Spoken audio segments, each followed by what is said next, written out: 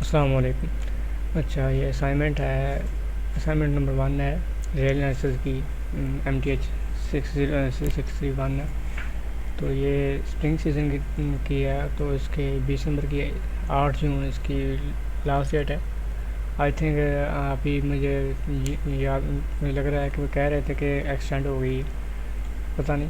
तो ये इंस्ट्रक्शन वगैरह लिखी हुई है कि इसमें आपने इन 140 लेक्चर जो लेसन हैं वो अपने इन पे ग्रिप हो, इनकी कमांड हो।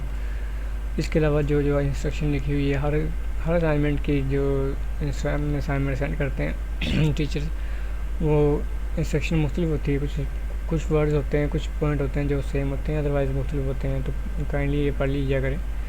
तो ये क्वेश्चन पे आते हैं कि क्वेश्चन है 10 नंबर का क्वेश्चन है। इसमें से 2 नंबर का एक पार्ट है, 2 नंबर का एक पार्ट है, फिर 3 नंबर का, फिर 3 नंबर का। तो इसको डिवाइड कैसे किया हुआ है? पहले तो ये डेफिनेशन है, डिफाइन द पॉइंट वाइज, ठीक है, जो पॉइंट वाइज लिखी हुई है। एंड दूसरी डेफिनेशन है यूनिफॉर्म कन्वर्जेंस, ठीक है। इन दोनों को 2 नंबर की ये, 2 नंबर का ये वाला हो गया, 2 नंबर का ये वाला, 2 पोर्शन हो गए। तीसरा पोर्शन फिर ये हो गया, एक्समाइन करना है हमने, ठीक है, पॉइंट वाइज इसको एक्समाइन करना है। फिर हमने इसको यूनिफॉर्म कन्वर्जेंस जो एक्समाइन करना है, यानी कि 3 नंबर के ये हो गए, 2 नंबर ये के हो गए, टोटल 10 नंबर बनते हैं इस लास्ट से। तो ये हमारे पास एक क्वेश्चन है। तो ये उसने हिंट भी दिया हुआ है नीचे, use the result to examine the uniform convergence, ठीक है। कन्वर्जेंस के बाद suppose that F1 A approaches R को is bounded on A for every n belong to natural number है।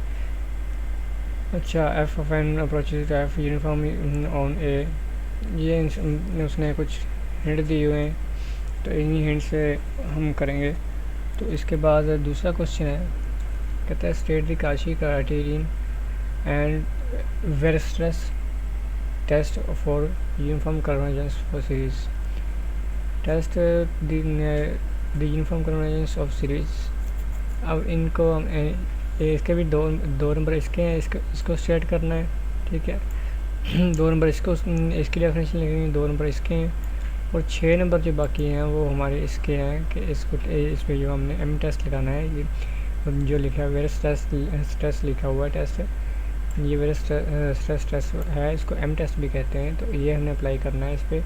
तो इस पर मतलब अप्लाई करने के बाद हमने जो ये 6 नंबर का है, तो ये हमने 2 नंबर और ये 2 नंबर की दो डेफिनेशन, और ये 6 नंबर का इस पर टेस्ट अप्लाई करने से आएगा।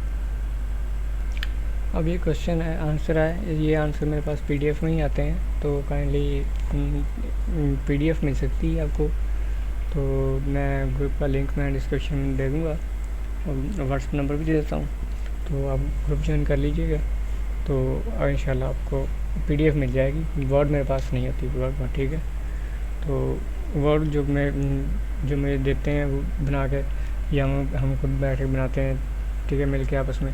तो वर्ड उनके ही पास होती है फाइल, वो या तो डिलीट कर देते हैं या फिर उसको तस्वीर की शक्ल में रख लेते हैं, ताकि स्टूडेंट खुद अपनी मेहनत करके बनाएं। तो इसलिए मेरे पास ओनली PDF है, तो ये मैं सेंड कर सकता हूँ, इसके अलावा मेरे पास कुछ नहीं है। तो ये क्वेश्चन के आंसर हैं जो हमने पीछे क्वेश्चन देखे हैं। तो क्वेश्चन के आंसर ये है कि definition of point wise convergence of sequence of function. Sequence of function की ये लिखा हुआ है, suppose that F1 is sequence of function on an interval I and sequence of values f of n x converge of each x belong to interval I, then we say that f of n converge pointwise on limit function। तो ये चीज़ें लिखी हुई हैं, ठीक है। ये अब मैं इसको पढ़ने से, इसको रीड करने से, क्योंकि रीड तो माशाल्लाह आप कर सकते हो, पढ़ भी सकते हो, ठीक है। जो कुछ समझाने वाली है थोड़ी सी मैं समझा दूँगा, बाकी अदरवाइज़ मैं आपको वीडियो को टाइम ज़ाया नहीं करूँगा। तो ये हमारी डेफिनेशन आ गई। ये हमारा डेफिनेशन का जो फार्मूला है समझ लें, या जो डेफिनेशन है, ये भी मैथ की लैंग्वेज में ये डेफिनेशन है। तो f(x) जो है लिमिट अप्रोच कर रही है एन अप्रोच कर रहा है इन्फिनिटी को। तो ये यही बात ऊपर वाली डेफिनेशन इसने मैथमेटिकली फॉर्म में लिखी हुई है। तो यही अब इस तरह जो है यूनिफॉर्म कन्वर्जेंस है ऑफ सीक्वेंस। तो a sequence of function is said to be convergence uniformly on the interval ab function f if for any epsilon greater than 0 है for all x belong to ab interval ab there exists an integer n independent of x. अब ये x पे independent है but epsilon पे dependent है, ठीक है। Epsilon पे डिपेंड कर रहा है कि क्योंकि ये ग्रेटर देन 0 होना चाहिए। ये 2 नंबर को आपके इसके पक्के हो गए, ठीक है।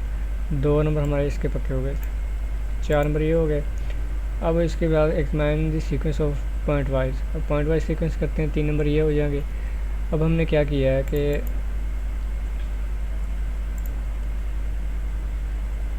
ये एक्समाइन दिया हुआ है फंक्शन, हमारे पास गिवन फंक्शन है, यही फंक्शन जो ये वाला ये हमें एक्समाइन दिया हुआ है, तो ये हमारे फंक्शन है given function F of N. ये क्वेश्चन हमारे पास गिवन है ये। तो मैंने ये लिखा भाई, इस पर लिमिट अप्लाई की है। लिमिट अप्लाई करने के बाद इसको लगातार किया, तो ये जब इन्फिनिटी नीचे आएगा तो ये 1 इन्फिनिटी आ गया।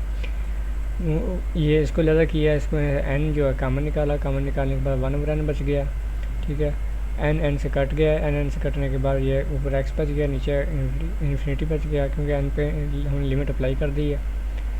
तो ये तो 1/समथिंग होगा तो 0 हो जाता है, 1/समथिंग हो तो 0 हो जाता है। जैसे अगर 0 होगा तो इन्फिनिटी आएगा, अगर 1/कुछ हो तो सॉरी से होगी 1/इन्फिनिटी होगा तो 0 आ जाएगा, अगर 0 नीचे आ जाएगा तो इन्फिनिटी हो जाएगा।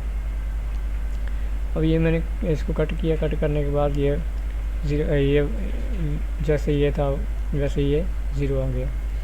तो ये बस बाकी बच गया x और x वही कट गया, ये माइनस था, -1 बन गया हमारे पास। Hence the sequence of F of N converge point wise to -1 for 0 to 1।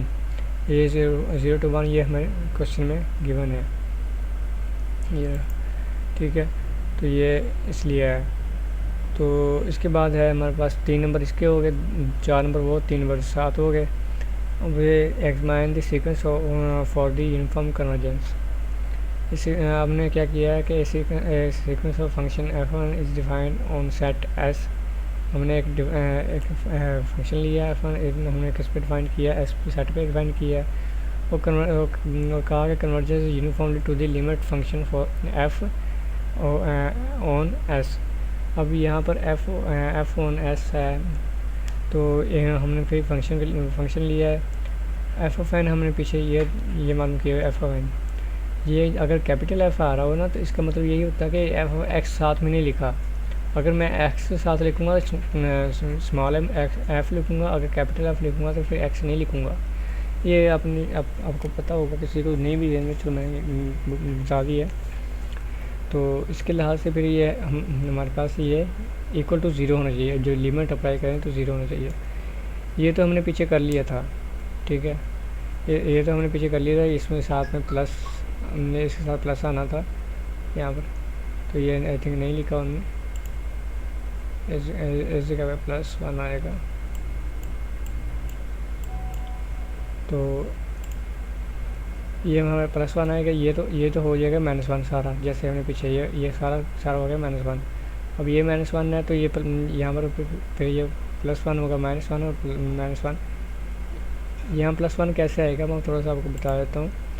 अब ये इसका तो आ जाएगा -1, ठीक है। ये -1 आ गया।